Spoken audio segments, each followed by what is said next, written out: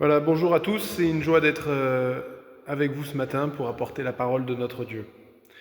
Avant de commencer, je vais prier. On va demander au Seigneur qu'il nous garde et que son esprit puisse ouvrir notre cœur. Prions.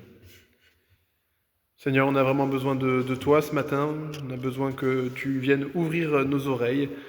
On a besoin que ton Esprit Saint vienne nous parler. C'est dans le nom de Christ que nous te le demandons. Amen. Nous avons abordé ces dernières semaines plusieurs thèmes et ce matin, nous tournons vers une nouvelle question. Et cette question, c'est une question fondamentale. Quel est le sens de notre vie ici-bas? Et pour cela, nous allons nous tourner vers la Bible pour y répondre et nous allons lire deux passages bibliques, Luc au chapitre 12 et Éphésiens au chapitre 4. Je lis Luc au chapitre 12. C'est Jésus qui raconte cette parabole et qui l'a dit à ses disciples. « Les terres d'un homme riche avaient beaucoup rapporté. Il raisonnait en lui-même et se disait « Qu'est-ce que je vais faire ? Je n'ai pas de place pour rentrer ma récolte. Alors voilà ce que je vais faire. Je vais abattre mes greniers et je vais en construire des plus grands. Je vais y amasser toute ma récolte et tous mes biens. Et je dirai à mon âme, tu as beaucoup de biens en réserve pour de nombreuses années. Repose-toi, mange, bois et réjouis-toi.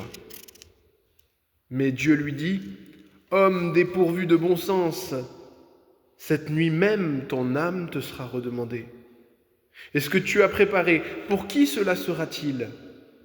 Voilà, dit Jésus, quelle est la situation de celui qui amasse des trésors pour lui-même, mais qui n'est pas riche pour Dieu ou aux yeux de Dieu.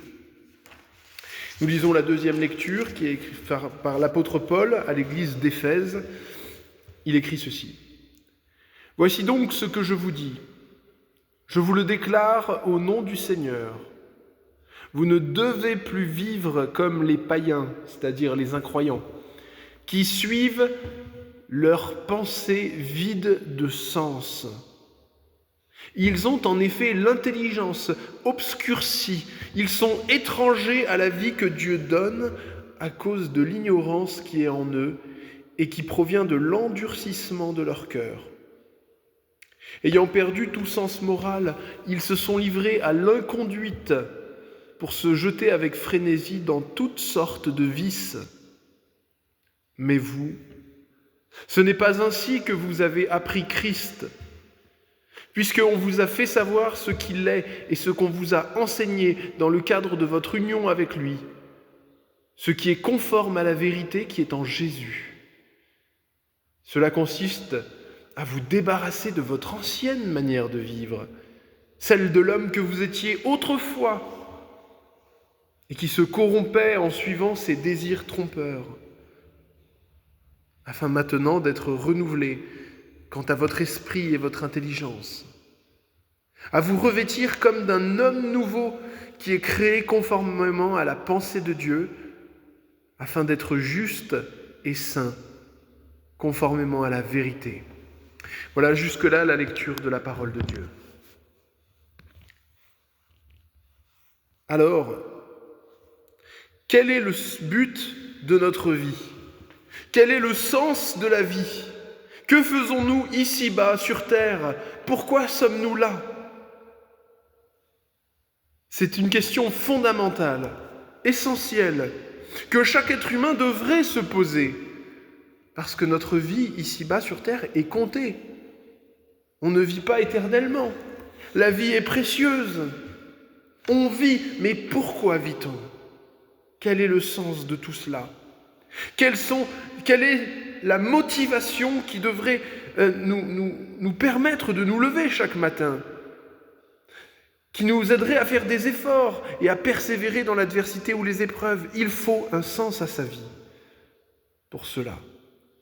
Et c'est là que vraiment la Bible, qui est la parole de Dieu, a quelque chose à nous enseigner sur cette question si importante, si fondamentale. Mais avant de voir ensemble qu'est-ce que la Bible enseigne sur cette question, on va s'arrêter un petit peu et on va regarder d'abord On va se mettre à l'écoute du journal, on va se mettre à l'écoute de la télévision et on va essayer de comprendre qu'est-ce que nos contemporains, les gens qui nous entourent, et on va le dire aussi nous-mêmes parfois encore dans notre cœur, eh bien quel est le sens que les gens donnent à leur vie quand ils n'ont pas la foi. Et la première chose que nous pouvons dire, c'est que vraiment on vit dans une drôle d'époque. Ce qu'on appellerait le nihilisme, c'est-à-dire le fait que les gens ne croient pas qu'il y a vraiment un vrai sens à la vie. Une étude a été menée en 2017 et 79% des jeunes Français de 18 à 29 ans affirment qu'il n'y a pas de sens à la vie. Cette question du sens de la vie, elle est comme une question interdite, et finalement la seule réponse, c'est la réponse acceptée dans notre société, ou du moins la plus répandue, c'est vraiment que que la vie sur Terre est un pur hasard, elle est le produit du hasard, et que donc elle n'a pas de sens. La vie humaine n'aurait aucun but, elle serait absurde en soi. Les gens, si on leur demande, pour leur grande majorité, pensent que voilà, la vie est arrivée, elle a surgi du néant et du chaos par pur hasard, sans aucun but. Et que de toute façon, à la fin de notre vie, et puis à la fin peut-être de l'univers, sans doute, au bout d'un moment, eh bien, tout reviendra à la poussière et au néant, et que tout ce qui a existé, finalement, eh bien, on n'en aura aucune trace. Voilà. Et c'est pourquoi les philosophes, notamment athées, des 2 derniers siècles, ont bataillé dur avec cette question de « puisque rien n'a finalement d'importance et que la vie est absurde, à quoi bon vivre ?» Et certains sont arrivés à cette conclusion logique, de dire après tout, il n'y a pas grand-chose de différent entre exister et ne pas exister, parce que de toute façon, à la fin, ça revient au même. Et je crois que vraiment, si Dieu n'avait pas créé l'univers, ils auraient raison. Et leur parole fait écho à la parole du roi Salomon dans la Bible, qui découvre que, en dehors de Dieu, en dehors de la recherche de Dieu, toute activité humaine est finalement vanité, inconsistance, vapeur et fumée. C'est ce qu'il a écrit, Vanité dit vanité, dit l'Ecclésiaste, vanité des vanités, tout est vanité. Quel avantage revient-il à l'homme de toute la peine qu'il se donne sous le soleil ? Une génération s'en va, une autre vient, et la terre subsiste encore. Ecclésiaste chapitre 1. Alors, face à cette réalisation que la vie n'aurait peut-être aucun sens, que c'est du moins leur croyance, eh bien la réponse des philosophes a été de dire, puisque la vie n'a pas de but ou de valeur en soi, c'est à chaque individu, chaque personne de trouver, de se fixer pour lui-même les objectifs et le sens de sa courte vie. Ça veut dire chacun doit se donner les objectifs qui lui plaisent afin de pouvoir fixer selon les critères qu'il aura inventés ou qui lui plaisent, eh bien, si sa vie est une réussite ou un succès à ses propres yeux. Et ça, en fait, quand on y réfléchit, c'est absolument pas quelque chose de nouveau, propre au 19e et 20e siècle. En fait, les êtres humains ont toujours fait ça. Ils se sont toujours fixés eux-mêmes les objectifs par lesquels ils évaluent eux-mêmes leur vie. Du moins en grande majorité, c'est ce qu'ils ont toujours fait. Et ça, la Bible nous dit, c'est vraiment la logique même, c'est le système du péché. Cette idée, c'était le mensonge du serpent, du diable, dans le jardin d'Éden, qui nous est donné de cette manière-là, où le serpent dit à l'être humain « Vous déciderez par vous-même ce qui est le bien et le mal. Vous aurez cette connaissance, vous déciderez, vous aurez la détermination du bien et du mal. » Et c'est exactement la même chose, c'est « Vous déterminerez le bien, le mal, ce qui est important dans la vie, ce qui n'est pas important dans la vie, sans vous soucier de la vérité. »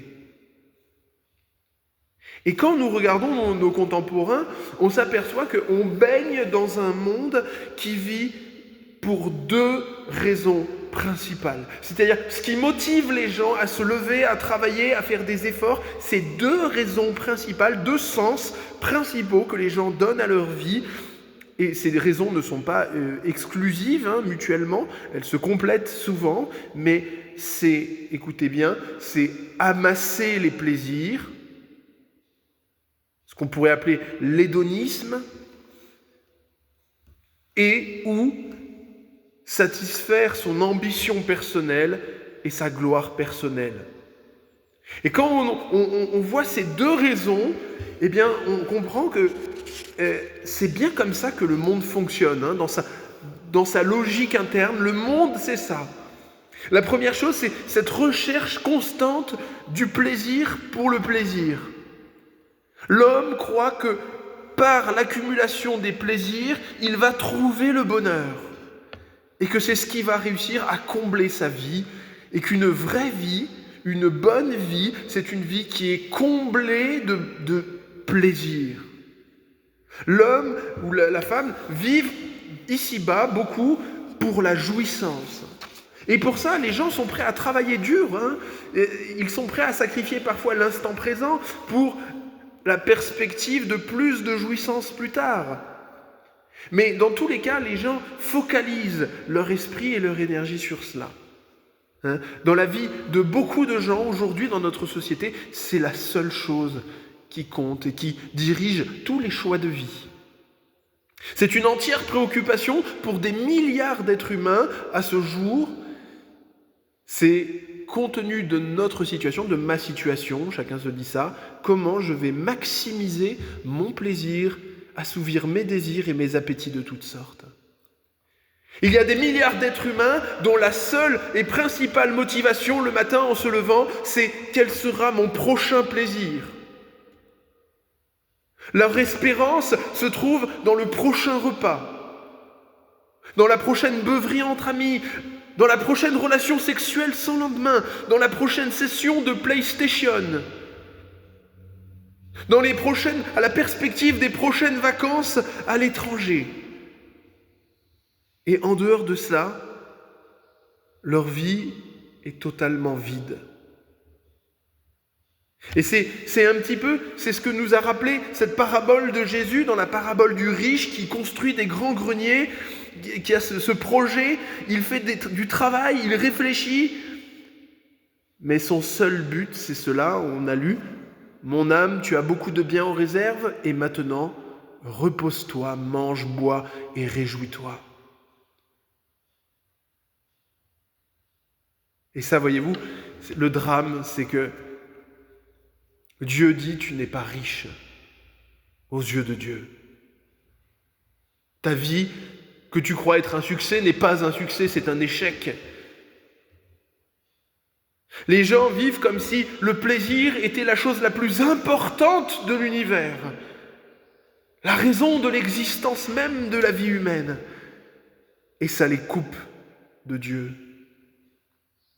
On voit ça dans le prophète Ésaïe au chapitre 22 où le Seigneur appelle son peuple à revenir vers lui. Dieu veut leur donner le pardon et la vie éternelle, mais eux sont trop occupés pour se repentir. Et ils disent cette phrase, « Mangeons et buvons, car demain nous mourrons. » Ils n'ont pas d'autre perspective que cette vie ici-bas et les quelques malheureux plaisirs qu'ils peuvent y amasser. La Bible dit de ceux qui ne connaissent pas encore le Seigneur que, actuellement, ils ont pour seul Dieu leur ventre et qu'ils mettent leur gloire dans ce qui fait leur honte, car ils ne pensent qu'aux seules choses de la terre. Philippiens chapitre 3. Et c'est pourquoi, quand la perspective d'amasser du plaisir s'arrête, quand à la suite d'un accident, d'un drame ou simplement de l'âge, les choses ne sont plus aussi plaisantes qu'avant, alors la vie devient pour ces gens-là, la vie devient insupportable. On les voit quand on les visite parfois en maison de retraite, quand ils ont perdu le goût et l'odorat, quand ils ont perdu parfois la vue, la vie demeure alors intégralement vide pour eux. Il n'y a plus rien. Ils ont un vide énorme. Et je vais le dire aussi, c'est aussi le cas de ceux qui arrivent à accomplir leur plaisir, à penser qu'ils accéderont finalement au bonheur par ces plaisirs, et une fois qu'ils y sont accédés, ils s'aperçoivent qu'ils sont encore et toujours désespérément vides. Et vous savez, ce n'est pas un hasard que notre société nihiliste actuellement encourage non seulement les gens à vivre pour le plaisir, mais en plus promue la mort assistée. On n'a jamais autant encouragé les gens à vivre leur vie pour le plaisir, et on leur dit que sans le plaisir, la vie ne vaut pas la peine d'être vécue, et dans le même temps, ce qui est normal, ce qui est la logique, eh bien, on dit aux gens que s'ils n'ont plus les plaisirs qu'ils avaient avant, ils peuvent renoncer à la vie.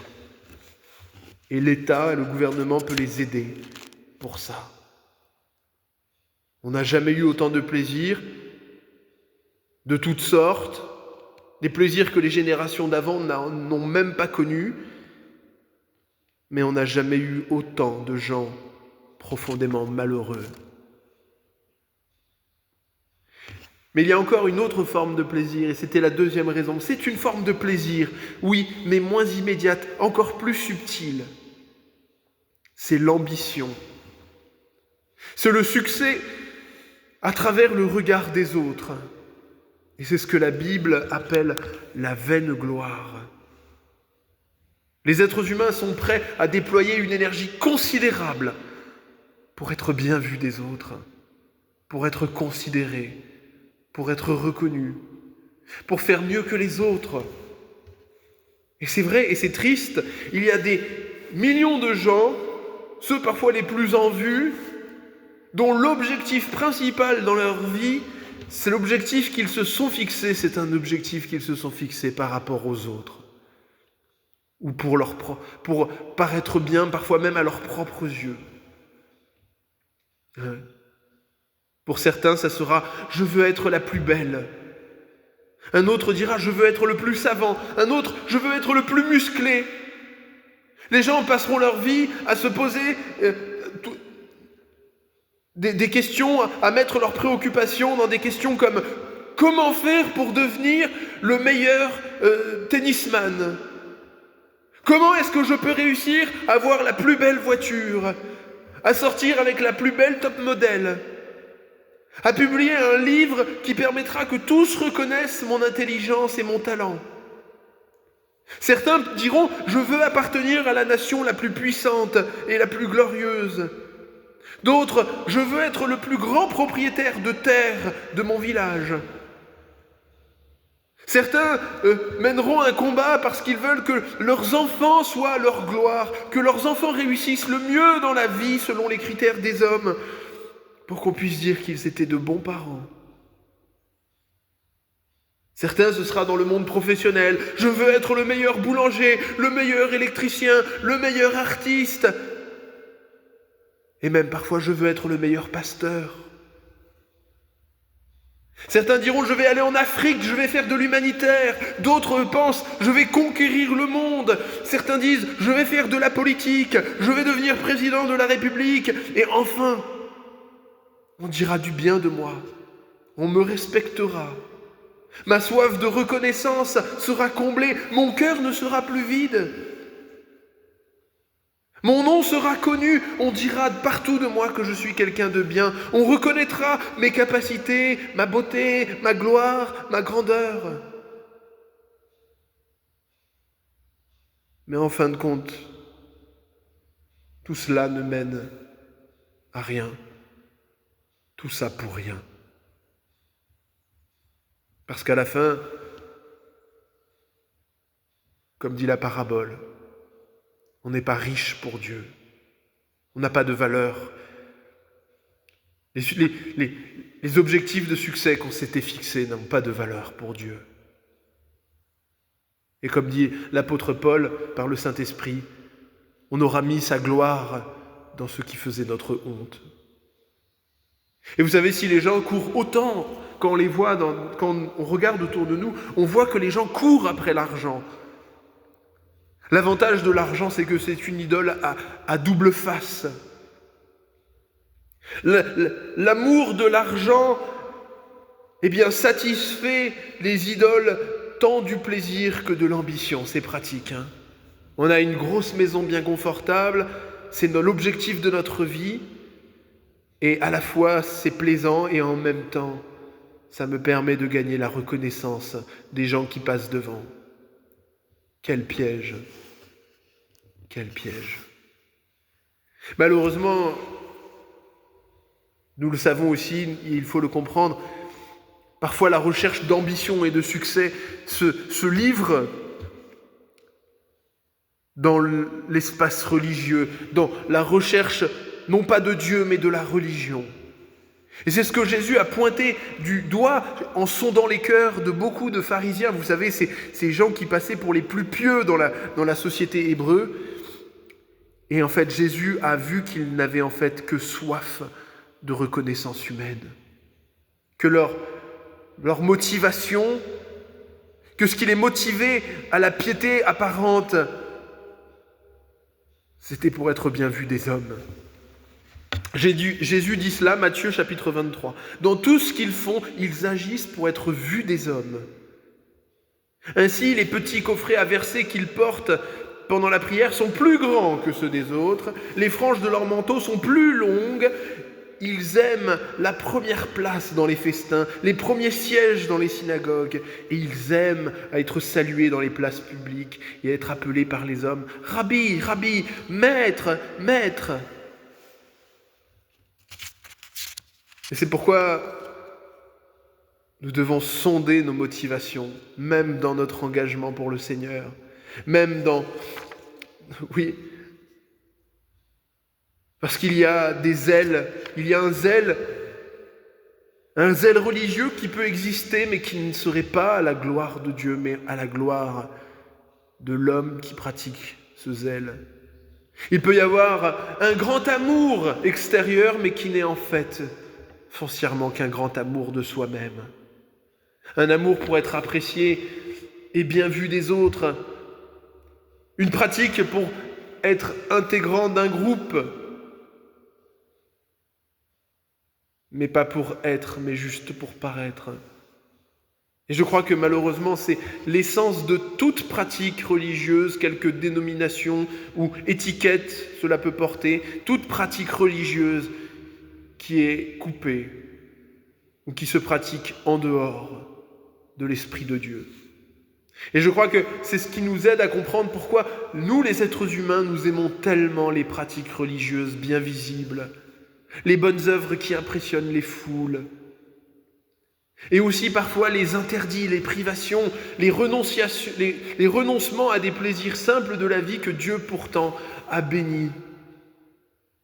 Parce que dans toutes ces choses, comme dit l'apôtre Paul, il y a une apparence de sagesse. Il y a un culte volontaire de l'humilité et du mépris du corps, mais sans aucune valeur, car cela ne sert qu'à la satisfaction personnelle. Colossiens chapitre 2. Et vous avez au jour du jugement, toutes ces œuvres religieuses, toutes ces choses-là seront dévoilées, elles seront mises à la lumière de Dieu. Elles seront montrées aux hommes pour ce que cela a été. On verra tout ce qui a été fait par des cœurs incrédules qui ont fait tant de choses, qui ont parfois prêché, qui ont parfois été dans d'autres pays, qui ont parfois construit et bâti des orphelinats ou toutes sortes de choses, mais qui l'ont fait non par l'amour de Dieu et des hommes, mais pour le regard et la reconnaissance des autres. Il y aura sans doute ce jour-là beaucoup de pasteurs, beaucoup de prêtres, des évêques, toutes sortes de gens à qui le Seigneur dira « Vous ne m'avez jamais connu ». C'est pourquoi Jésus lui-même a combattu avec fermeté, même parfois, il faut le dire, au milieu de ses disciples, cette logique de la gloire vaine. Luc au chapitre 22, Luc rapporte que Jésus un jour a repris ses disciples. Les disciples venaient d'avoir eu une discussion, ils se demandaient les uns les autres lequel parmi eux devait être considéré comme le plus grand, le plus important des disciples. Alors Jésus est intervenu et leur a dit ceci: « Les rois des nations dominent sur leur peuple. Ceux qui exercent l'autorité sur les peuples, se font appeler leurs bienfaiteurs. Mais vous, n'agissez pas ainsi, dit Jésus. Car celui qui voudra être grand parmi vous, qu'il soit votre serviteur. Et que celui qui veut être le premier parmi vous, qu'il soit votre esclave. Car c'est ainsi que le Fils de l'homme, c'est-à-dire le Christ, le Messie, est venu non pour être servi, mais pour servir et donner sa vie comme la rançon de la multitude. » Et c'est là où, finalement, notre situation humaine, elle rejoint finalement tout ce que nous avons dit. Vous savez, en parlant de ces motivations, du plaisir et de la vaine gloire, la première chose qu'on peut dire et qu'on ressent normalement dans notre cœur, si le Saint-Esprit est là, c'est que nous sommes aussi sensibles à ces choses. Ces logiques, elles viennent corrompre notre cœur, elles viennent ternir nos meilleures motivations. Nous sommes tous complètement perdus. Nos priorités sont souvent au mauvais endroit. Nous avons une incapacité à aimer Dieu vraiment et aimer nos prochains comme nous devrions les aimer. Même quand on appartient au Seigneur. Et c'est pourquoi il fallait absolument que le Seigneur vienne, que Jésus vienne et monte sur cette croix, qu'il saigne, qu'il meure, pour que nous puissions être pardonnés. Pardonnés d'avoir autant déshonoré Dieu, d'avoir autant déshonoré nos prochains, de nous être associés par nos motivations impures à ce monde perdu. Et c'est là, voyez-vous, sur cette croix, que Jésus a dévoilé pleinement le vrai sens de la vie ici-bas, à la fois pour tous les hommes et à la fois pour nous, chacun dans notre vie, dans notre contexte. Et ce que Jésus a dévoilé, c'est que vivre pour le regard des autres est vraiment vain. Vivre pour les plaisirs est vain. Tout cela est vain.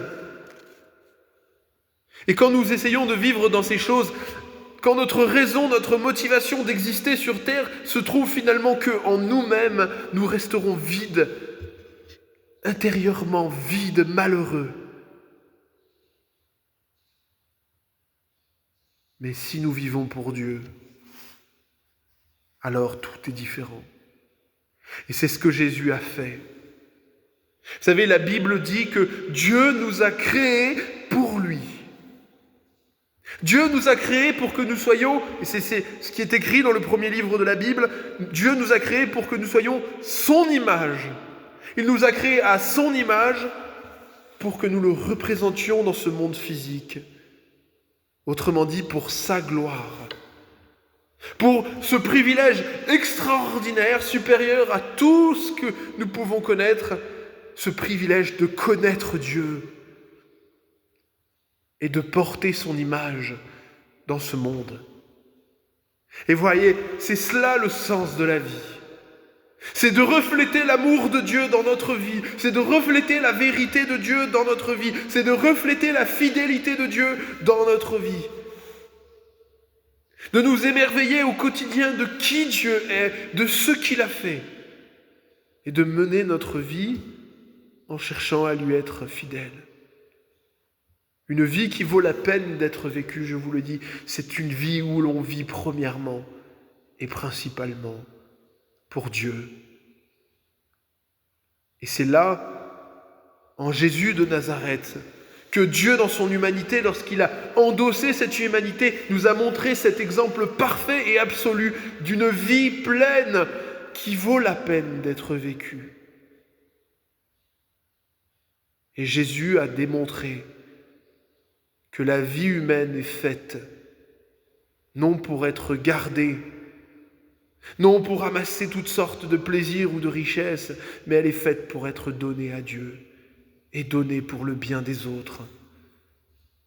Et ça, voyez-vous, c'est le chemin de la foi. C'est le chemin auquel tout disciple est appelé. C'est ce qu'a dit Jésus, Matthieu chapitre 16. Jésus dit à ses disciples, « Si quelqu'un veut venir après moi, qu'il renonce à lui-même, qu'il se charge de sa croix et qu'il me suive. Car celui qui voudra sauver sa vie la perdra, mais celui qui la perdra à cause de moi la trouvera. » Et c'est pourquoi la suite par la vie chrétienne, c'est de comprendre, en ayant reçu cet Esprit Saint, que notre vie ne nous appartient plus, que nous sommes appelés à marcher et à suivre Christ. Nous avons écouté l'apôtre Paul, « Vous ne devez plus vivre comme les païens, qui suivent la vanité de leurs pensées. Mais vous, ce n'est pas ainsi que vous avez appris Christ, puisqu'on vous a fait savoir qui il est, et on vous a enseigné ce qui est conforme à la vérité qui est en Jésus. Vous devez être renouvelés quant à votre esprit, votre intelligence, et revêtir cet homme nouveau, créé conformément cette fois-ci, non plus à l'ancienne pensée, mais à la pensée de Dieu, afin d'être juste et saint, conformément à la vérité. » Et c'est là où parfois, on va dire la chair, comme on dit, c'est-à-dire cette propension du péché en nous, et quand on entend ça, eh bien, on va tout de suite imaginer des grandes choses. Oui, je vais donner ma vie pour les seigneurs, je vais tout de suite devenir pasteur, je vais partir dans un pays lointain pour devenir missionnaire. Je vais travailler tout le temps pour donner l'argent aux démunis. Je vais aller dans les hôpitaux accomplir des miracles. Mes frères et sœurs, la chose la plus essentielle à laquelle le Seigneur nous appelle, avant de penser aux grandes choses, la première chose à laquelle il nous appelle, c'est à la fidélité du quotidien. Et c'est à cette fidélité que nous sommes tous appelés. Oui, rêver faire des grandes choses est facile, et ça nourrit l'orgueil. Mais ce à quoi le Seigneur nous appelle, c'est à l'amour et à la fidélité dans l'intimité de notre foyer. C'est là que réside d'abord et avant tout l'essentiel. Jésus nous dit « Soyez fidèles dans les petites choses, afin de l'être aussi dans les grandes.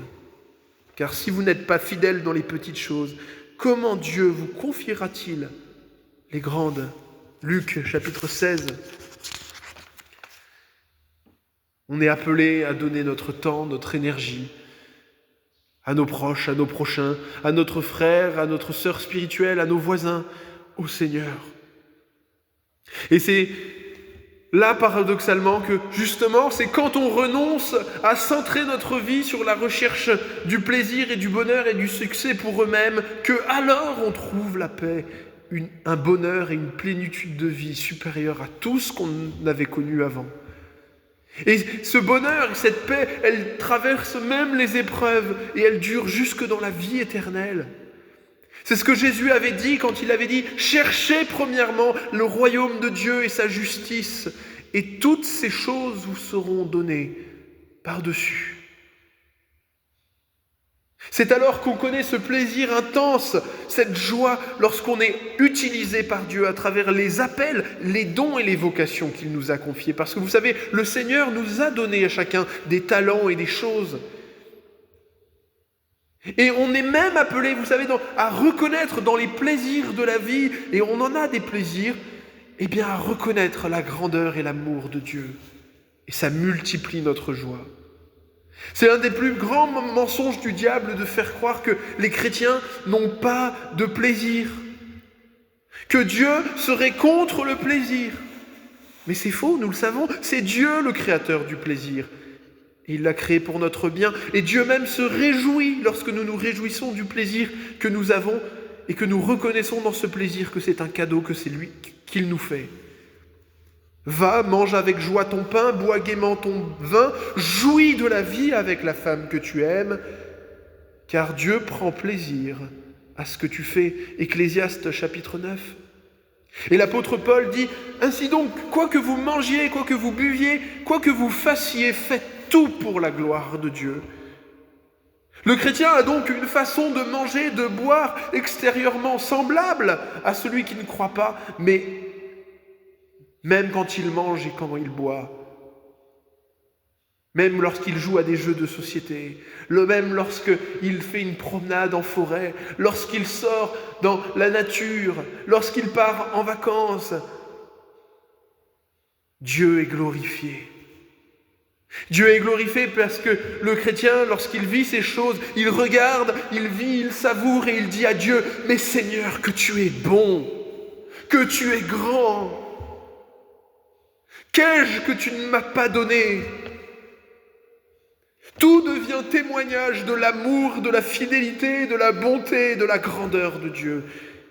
Et tout ça se vit dans le cœur, à l'intérieur de nos motivations profondes. Vous savez, c'est une des plus grandes séparations, une des plus grandes différences entre celui qui est sauvé et celui qui ne l'est pas encore. Quelle est leur raison de vivre ? Prenons 2 coureurs olympiques. L'un court pour sa propre gloire, l'autre court pour la gloire de Dieu, démontrant combien la création de Dieu et le corps humain, c'est une chose extraordinaire. 2 hommes travaillent dans leur métier, dans leur profession, avec conscience. L'un travaille consciencieusement par amour du succès et de l'argent, l'autre travaille consciencieusement pour gagner sa vie, prendre soin des siens et pourvoir à l'œuvre de Dieu.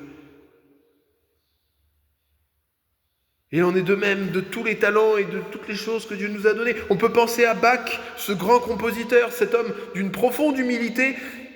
Et toutes ses œuvres, quand on les écoute, bon, chacun ses goûts musicaux, mais ses œuvres témoignent de Jésus. Et à la fin quand il terminait de faire une composition, il écrivait à la fin « À Dieu seul soit la gloire ». Tous les talents que Dieu nous a donnés, les dons qu'il nous a confiés ne doivent pas être mis au rebut, mais ils doivent être exprimés pour servir Dieu, pour servir les prochains, et non pas pour nous servir.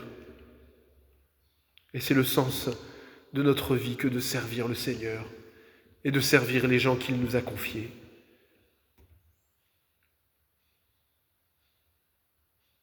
Ainsi, l'apôtre Paul nous dit « Christ est mort pour tous, afin que les vivants ne vivent plus pour eux-mêmes, mais pour celui qui est mort et qui est ressuscité pour eux. » 2 Corinthiens chapitre 5.